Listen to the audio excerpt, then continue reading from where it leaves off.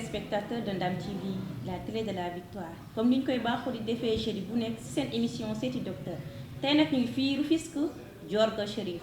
ñëw ci poste de santé bu Diorga seet ci madame Sène di sage-femme ci poste de santé bi dañ koy bàyyi mu nuyoo rek dalal ko madame Sène madame Faye ñu ngi lay nuyu. maa ngi lay fay madame Ndour maa ngi nuyu téléspectateur Ndam TV. di rafetlu vraiment émission bi di leen wax merci ci invitation bi.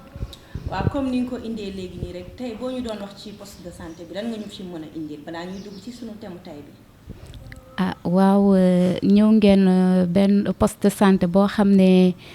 li mu boot bëri na yaatu na parce que nekk na poste de santé boo xam ne mu ngi polariser 41 000 population totale mu ngi toll ci 41 000 di polariser 15 quartiers nekk poste boo xam ne nag vraiment ñu ngi ko fondé en 1994 mu débuté woon ak activité préventive comme ay vaccination ay consultation prénatale ay consultation curative ba tey nag mu am gën a yaatu am maternité ñi ciy def ay accouchement activité yëpp daanaka ñu ngi koy mener au niveau du poste de santé de Diorga donc volet yëpp nag sensibilisation ak prévention curatif yëpp ñu ngi ko fiy def voilà. kon tey poste bi li mu ëmb yaatu na trop ci 15 communes yi nga xam ne bokk na ci Tëngéej. waaw donc c'est le plus gros poste du district de Rufisque donc boo ko xoolee par rapport ak li ma la wax rek population bu mu boot ak quartier yi mu polarisé donc moo tax waxtaan yi de ce genre am ci solo daal pour mën a yaatal sensibilisation bi mën a yaatal information bi donc may dellu rek di rafetlu vraiment initiative bi ak émission bi. waaw comme ni nga ko waxee léegi nii rek ci yaatal ak sensibilisation tey ñuy dugg ci wàllum vaccination ndax seetlu nañ ne soxna yi gannaaw bu ñu amee doom ba pare am na lu ñu warloo ak kër docteur ci seeni njaboot tey ñu dugg ci vaccination tey boo ñu doon définiral vaccination lan nga ñu ciy indi. waaw madame Ndour dinaa sawar lool wax ci affaire vaccination parce que vaccination bokk na ci pilier yoo xam ne ci réew mooy joxe bien-être waaw vaccination nekk na un moyen préventif nga xam ne day aar parce que ñun en tant que santé communautaire dañoo war a agir ci prévention balaa ñuy wax curatif donc aar njaboot ji aar population bi balaa ñuy feebar loolu mooy suñu activité de tous les jours donc nga aborder thème bu am solo parce que vaccination boo koy définir nekk na loo xam ne garab boo xam ne mun na nekk piqûre mun na nekk ay goutte loo xam ne soit dañ koy piqûre nit ki wala ñu jox ko mu naan mais mu nekk loo xam ne bu duggee ci yaram bi day fabriquer day defar ay soldats yoo xam ne da koy aar ci ay feebar voilà donc boo ko tënkee ci lu simple lu ñëpp mën a comprendre loolu la ñuy jàppee vaccination olof di ko woowee ñàkka. tey lan mooy njariñam ci yaramu nit ki tey boo ñu doon wax njariñu vaccination xale bi nga xam ne tey jii jox nañ ko goutte wala piqûre nañ ko pour aar. wala def nañ ci yaram ay ferñeent pour aar ko ñu mucc ci yenn feebar yi lan mooy importance bi. waaw ma wax la ne xale bi nga xam ne dañ ko ñàkk donc dañ ko ñàkk contre benn maladie donc loolu nga ko ñàkk day tax mu aar ko ci feebar boobu donc dina ko protéger importance bi mooy dina ko protéger mais boo ñàkkee benn xale boobu ñu ñàkkaat moromam ñëpp farlu ci ñàkk yi commencé ñàkk yi fexe ba yeggali ñàkk yi day dem ba protection bi dootul doon xale boobu ñu ñàkk mais dañuy protéger population bi yëpp parce que xale boobu nga ñàkk mu am immunité du mun a développer ti feebar boobu wala donte wax nañu ne vaccin c'est pas efficace à 100% mais même bu xale boobu naree def feebar du def forme grave yi du am complication du dem ba sax mu siy ñàkk bakkanam pour te dire que ne importance su ñàkk mooy xale bi dina aar xale bi ci feebar boobu ñu koy ñàkk ba pare dina aaraale moromam yi parce que xale boobu nga xam ne aar nañ ko du wàll dootul jox moromam yi feebar bi parce que liñ ci xamul mooy ñàkk du ñëpp ko mën a jël am na ñoo xam ne ñu ngi waxtaanee ñàkk xale yi mais de façon générale ñàkk muy Covid bi muy yeneen façon ñàkk yi ñuy ñàkk jigéen yu wérul yi du ñëpp ko mën a jël parce que ci composition vaccin bi li ñuy defaree vaccin bi bu dee am na benn molécule boo xam ne kenn da koo allergique xam nga du mën a jël vaccin bi bu nekkee koo xam ne yaramam dafa neew soldat am na feebar yoo xam ne dañuy neewal sa kattan wala sa immunité bi dootul dëgër ñooñu bëgg nañu ñàkku waaye mënuñu ñàkku donc su ma dellu si waatee ñu ñàkk population boobu yëpp même ñooñu nga xam ne jotu ñoo ñàkku day mel ni dañ leen di aar parce que ñi ñàkku ñoo ëpp ñi ñàkkuwul de sorte que wàllante bi dootul demee noonu day néew donc ñàkk moom nekk na moyen boo xam ne dina aar ki koy jël aaraale population bi yëpp boo ko seetee suñu jamono maam yi feebar yu bari xale yu bari faatu nañu ay ngas ay tuberculose yu bari xale yi dañ doon faatu mais depuis vaccin yi ba ñu ñëwee ñàkk yi ñëwee feebar yooyu dañ leen gisatul sax ñu ngi en voie de disparition wala sax ne amatuñu te loolu yëpp kii bi moo ko indi ñàkk yi ñoo ko indi donc bu ma ko tënkee ñàkk njëriñam mooy vraiment day tax day aar population bi ba pare feebar yooyu ñu doon gis muy yokk suñu taux de mortalité bi di yokk suñu complication yi loolu yëpp dañoo gis ne vaccin yi moo ko xeex ba amatu fi voilà. comme genre rougeole ñu koy woowee ngas loolu mu ngi am benn mais par rapport ak ni mu doon faagaagalee bëri reyee loolu nekk amatul ay hépatite yooyu yëpp seen vaccin a ngi fi loolu vaccin yi ñu ngi ci poste de santé yi ma xamal ko population bi nekk na fi c'est gratuit kenn du fay dara mu ngi fi en de bonne conditionnement bi baax na condition yi ñu koy defee yëpp baax na dinañu waxtaan ak parents yi vraiment xamal leen calendrier de vaccination bi ñu mun koo respecter ba xale bi vraiment am protection bi war voilà. parfois sax dañuy gis ne bu xale bu juddoo rek am na si ay vaccin yu nga xam ne moom la ñuy jiital ci moom. waaw pour mu moytu yenn feebar yi. waaw parce que da nga daan gis ne da nga daan dem toog sa kër une semaine nga ñëw ñu vaccin ko sa doom mais léegi si jour bi balaa ngay génn hôpital lañ la koy vacciner. waaw yooyu tamit daf si am solo bu baax a baax.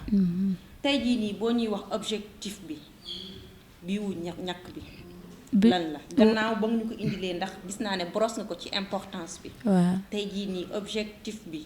ferñeent yi nga xam ne moom lay def ci sa yaram. ba tax na soldaar yooyu mën la aar ci yenn feebar yi. tey jii lan lay jur ci yaramu doomu aadama bi. waaw li muy jur but bi mooy aar askan bi rek. c'est le bien-être du mën nañu wax ne vaccin c'est à la limite le seul moyen pour mën a protéger wu des maladies infectieuses surtout gravité beeg mu ngi fi te nee nañ la boo ñàkkoo doo ko am donc balaa nga koy am demal ñàkku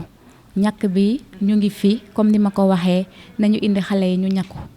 voilà donc but bi daal mooy aar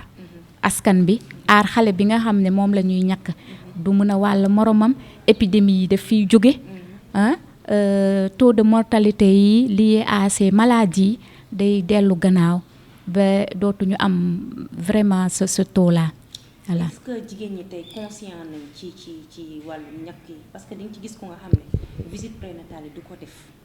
dem ba am doom bu demee benn yoon du ñaar boo ko waxee mën la ñu dañuy cuuc suñu doom yi rek kenn xamul ñu leen di jox est-ce que ñun conscient nañ si li nga xam ne moom la ñàkk yi di def si suñu yaramu doom yi. waaw am na ñoo xam ne je vais parler des mamans, elles sont conscientes de xam nañu parce que comme ni ma ko waxee ci début bi rek ñun suñu rôle mooy prévenir te ci prévention volet prévention communication sensibilisation da cee am wàll bu rëy donc prévenir mieux vaut prévenir que guérir donc suñu acteurs communautaires yi bàjjenu gox yi ñun fii dañ fiy def ay causeries pour mën a yee vraiment famille yi que maman yi ci importance su vaccination conséquences yi ñi xamul ñu xamal leen suñu acteurs yi dañ leen di yebal ñuy def ay visites à domicile di fekk ci population yi ba seen kër di fekk sax borom kër yi foofu pour affaire yi gën a yomb parce que da ngay gis ñoo xam ne seen borom kër ñoo xamul tere leen yaay ji bëgg na ñëw indi xale bi mais da ngay dégg mu ne la sëñ bi moo nanguwul ku ñàkk doomam mais bu ñuy dugg di def ay visite à domicile fekk leen ba seen biir kër am nañu chance fekk fa seen borom kër parce que du ñoom ñooy ñëw déplacé wu indi xale yi pour fekkee waxtaan yi ñuy def ci poste yi mais acteurs yi bu ñu wàccee sur le terrain di ci waxtaan loolu tamit daf ñuy yombalal liggéey bi ak adhésion bi pour ñu gën a nangu vaccin bi donc am na ñu ci conscient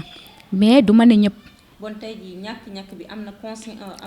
conséquence bu muy def ci nit ki. gannaaw am na conséquence parce que baal ma tuuti parce que am na xale bi nga xam ne yaayam xam na ne calendrier bi ñu ngi koy waxtaanee ci wisit yi ne boo wasinee war nga déjà comme ni nga ko waxee bu wasinee tak am na vaccin yoo xam ne dañ koy def ci salle d'accouchement donc yaay jooju wax nañ la ne wax nañ ko ne xale bi commencé na ay ñàkkam que bés naa nga war nga dellu si nga ñàkkuwaat que bu paree ñàkk boobu ñu joxaat ko rendez-vous léegi nag bu ko deful te ñu wax ko conséquences yi muy def xale boobu ñu ñàkkul aaruwul donc mun na développer n'importe quelle maladie feebar yooyu ñu daan gis ñu yaakaar ne ñu ngi dellu ginnaaw façon xale yooyu ñoo koy indiwaat ci biir dëkk bi parce que ñàkkuwuñu te ñoom ñooy dem buñ ko amee bëgg ko wàllaat seeni morom ñi nga xam ne ba tey ñoom tamit jotaguñ ci ñàkk bi may wax ne tamit rek am na parents yoo xam ne yenn saagante la parce que ñun dañuy mener suñu enquête bopp man def naa benn mémoire benn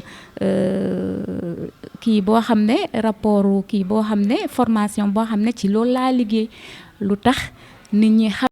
ne ñu ngi jot ci sensibilisation bi mais du tere duñu visite duñu teel a ñëw visite duñu def seen ñeenti visite de mu normal duñu sax ñëw visitu te ñu ngi dégg information njëriñu visite ak li muy def ci ñoom ñu ngi dégg njëriñu ñakku ak li ñàkk yépp importance bi mu am ñu ngi koy dégg ci seen tour yi ci seen groupement yi mais du tere ba tey dañuy rater seen rendez-vous wala sax duñu ñàkk xale bi voilà ñoom donc loolu ñu boo leen laajee dañ lay ne xanaa maa aaye woon après man dama am gàllankoor maa ngi jaay su ma jaayee damay guddee donc toujours ñii gëmuñu ñàkk yi di la indil ay problème religieux culturel da ngay gis campagne sax nga dem pour ñu ñàkk xale yi ñoom ñu ne duñu ñàkk xale yi parce que gëmuñu ko parce que xamuñu ko donc loolu ay mentalité la te c'est ça même ici à Rufisque on a des cas de recul de refus mais quand même mu ngi wàññeeku parce que vraiment ñu ngi siy def ay jéego yu am solo waaw. ci foofu ci ñàkk yi ba léegi nii est-ce que ñàkk yi dafa am àpp. waaw. fan la ñàkk yi toll. waaw xale bi ba am ñaari at. ñetti at yu lay ñàkk wala. waaw xale bi bu juddoo ba mu am lu ñuy wax 15 mois 15 mois nekk na at ak ñetti weer mooy 15 mois dañ koy dafa am calendrier boo xam ne moom lay topp. donc selon programme élargi de vaccination bi nag su jëlee ñàkkam yooyu yëpp ba âge boobu mun nañ jàpp ne xale bi aar nañ ko ci feebar yu nga xam ne faral na di dal xale aar nañ ko ci loolu mais du tere ba muy am juróomi at day ñëw di dem di jël ci vitamine ak garabu saan voilà loolu bokk na ci programme bi. tey jii yan lan mooy sa kàddu bu mujjee ak li nga xam ne moom ngay ñaax jigéen ñi ñu farlu bu baax a baax ci seen njaboot yi. waaw xanaa di wax rek ne man ni ma koy waxee ci samay causerie ak su ma gisee koo xam ne vraiment ñàkkam yi dafa sooxe wala yaay ji daf ko soofantal man damay ne rek xale alalu yàlla la xamul dara bu sañoon tey day mel ni moromam yi jur sa doom yàlla may la ko ni ma koy waxee rek parce que am na ñoo xam ne wër nañu fu ne pour am doom amuñu ko def nañu seen alal ci pour am doom te amuñu ko yàlla dénk la xale nga war ko aar nekk responsable am ñu ne la demal ñàkk ko boo ko ñàkkee suba lii du ko dal nga ne déedéet tey dama am tuur tey dama war a taal tey damay dem marché lijjanti sa bopp rek fàtte sa njaboot waaw te ñun ñu ngi fi poste de santé yaa ngi fi vaccin yaa ngi fi laajuñ leen dërëm ngeen war a mën a ñëw nag ñàkk seen doom yi aar leen ñoom aaraale askan bi yëpp ndax nag prévention moo jiitu parce que boo bàyyi xale bi mu feebar sa léppay taxaw sa xaalis bi yëpp da siy jeex li nga doon daw suba ngoon naan mënuma ko ñàkk si parce que damay jaayi bu feebaree sa njaay bi day taxaw da ngay ñëw toppatoo ko donc loolu mieux vaut demi-journée du demi-journée heure bi ngay jël rek ñu nga ñëw ñàkk sa doom dem doxiwaat say soxla man yaakaar naa ne farata la te yaakaar naa ne tamit diine yëpp wax nañ ci xale yi il faut ñu aar leen il faut ñu ñàkk leen loolooy tax Sénégal vraiment am wér-gu-yaram bu ñuy rechercher di rafetlu vraiment émission bi am na solo lool di wax ne lii moom je pense que ça va pas tomber dans l'oreille d'un sourd que yaatal ngeen sensibilisation bi liñ daan def nii ci poste bi wala ci kii bi c'est à une échelle beaucoup plus large élargie vraiment di leen remercier bu baax waa Ndam TV di remercier médecin chef équipe cadre de district sama naataango yi ma nekkal ci poste yi te di liggéey même liggéey bi que ñun ci sensibilisation bëgg rek xale yi ñakku ni mu waree bëgg rek Sénégal vraiment am bien-être ak wérgu yaram donc may remercier tamit personnel wu Diorga à sa tête aussi comité de santé bi avec le secrétaire exécutif Cheikhou Kanté ak acteurs communautaires yi yëpp nag ñi nga xam ne vraiment lii ñoo ñu siy dimbale ñooy sensibiliser fu ñu mënta yegg ñoo fay yegg voilà di remercier seen téléspectateurs yi yëpp ak seen auditeurs ak auditrices yëpp di leen remercier madame Ndour. Merci beaucoup madame Faye mbokk ñi seetaan li leen indiloon ci seen émission seeti docteur di leen fàttali ne ñu doon def tey suñu thème di la vaccination comme ni mu ko waxee rek fagaru moo gën faju nañuy farlu bu baax a baax ci njaboot gi ndax li nga xam ne bu leen dalee ñun suñu léppay taxaw dañuy fexe ba moytu loolu bu leen di dal li nga xam ne moom mooy prévention yi indi na ko léegi nii comme ni ñu ko waxee léegi nii rek ñuy jàppoon ci liggéey ba mu yem muy suñu cadre yu ñaawul yi di leen jox dig daje ci seen yeneen émission seeti docteur ci leen ko doon defal di soxna Oumou Diouf sur la Ndam TV